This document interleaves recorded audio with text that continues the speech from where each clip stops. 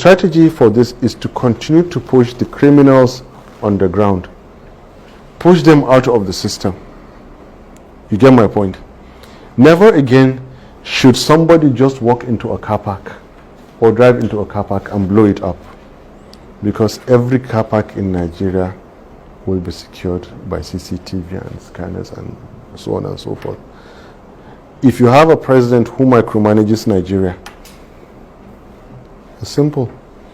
A Chinese company or in South Korea that manufactures these CCTV cameras, produce me 500,000 and crash the price and bring it to Nigeria. There are Nigerians right now who are more than willing to pay. Those criminals who are, look, it is claimed that you have $2 billion of Nigerian money. I'm not ready to arrest you now, please, but why don't you help us to pay for those CCTV cameras in the meantime? There are many, many different ways to solve these problems. Heavy use of technology answers your question on border, and beyond that, every road, about 40,000 kilometers of roads in Nigeria. Simple. CCTV cameras can cover it.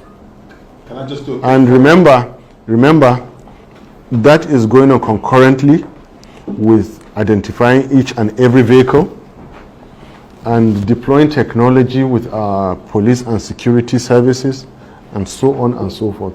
The moment everybody knows that they are being watched. Not watched to the extent that their privacy is being violated. But in the last crisis in Jos, where so many hundreds were killed, I assure you that will not have been done. That killing will not have been done if there is a database in the local DPO's office that can tell you all the men between the age of 16 and 45 that live in that area. Because if you're going to investigate, you have a data set to start working with. Where were you? Where were you? Where were you? Simple. Now, the absence of a system in which people know they can be called to account is why there is so much insecurity in Nigeria. Somebody can just drive any car anywhere, just go and blow it up. Public area like a car park. What kind of a lawless society? How much does it take to do this? What organization does it take? Nothing. You as the leader brief the Inspector General of Police, who is directly in charge of public order. Give him in writing, I want this and this to be done now, and I want results from tomorrow. That's the kind of leader that you want. Regarding same day pay to all, that I don't know much, but you see, the way the government is going to be, cabinet is going to be configured, is not like you know it today. When I spoke about education in 5 different levels, each of those levels will have a minister in its own right. And in finance, I think there can be a Minister of State Finance remuneration. Okay, thank you very much. We have to round up now. I think you also have to commend me that I haven't asked any question today. Basically, what I want to know is about made in Nigeria products. Yeah. We always hear people talking about importing this in, importing that out. You know, if we continue to import, how do we expect our own brains to begin to work for us? You know, so what do you want to do about encouraging Nigerians to manufacture and to make that the order of the day? Made in Nigeria products. Yes, I think that.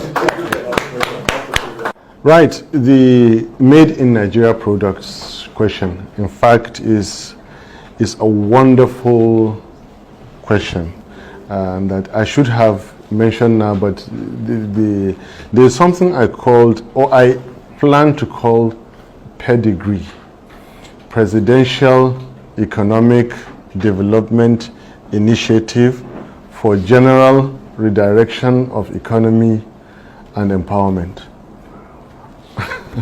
Pedigree. And that's for pedigree. Just to let you know, I have done so much work in the last 3 years, I didn't just wake up one day and feel I want to run for this. I'm so choked up. There's so much to say and so little time, and only one man saying it. But then, yes, we don't have a choice. And we break down everything to the economic unit. And in this economic unit, who is the major culprit? The major culprit is the end user, as the consumer. And Nigeria is like a straw basket. And the GDP of about $526 billion is like you're pouring a liquid into that basket. What happens? Because it is made of straw, it flows away. What we have to do is to tighten this basket made of straw, tighten it so well that it becomes like plastic. Made in Nigeria goods will do that. What happens now? Our national revenue is a small reflection of our GDP. The national revenue is what we expend in the name of budget. What happens after the oil companies, the the sharing formula? Construction companies, because we're a developing country, heavily reliant on infrastructure, construction companies that are foreign take theirs.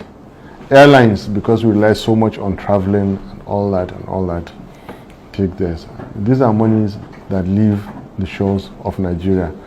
Come to the private sector. Medical tourism, educational tourism, and then tourism itself for holidays and everything. By the time you finish those, what is retained in that basket is hardly anything left. So there is no capital that is forming in Nigeria. Now, when I said start weaving that basket stronger, that it becomes like plastic, that it can retain, we have to go into specifics. Which brings us back to when I said you need a president that will micromanage Nigeria.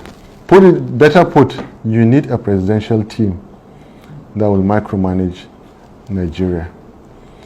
Every sector, every industry in every sector come down to the level of major companies, for example. From my friend who is talking about housing. And housing is so fundamental, that's why I said the housing for security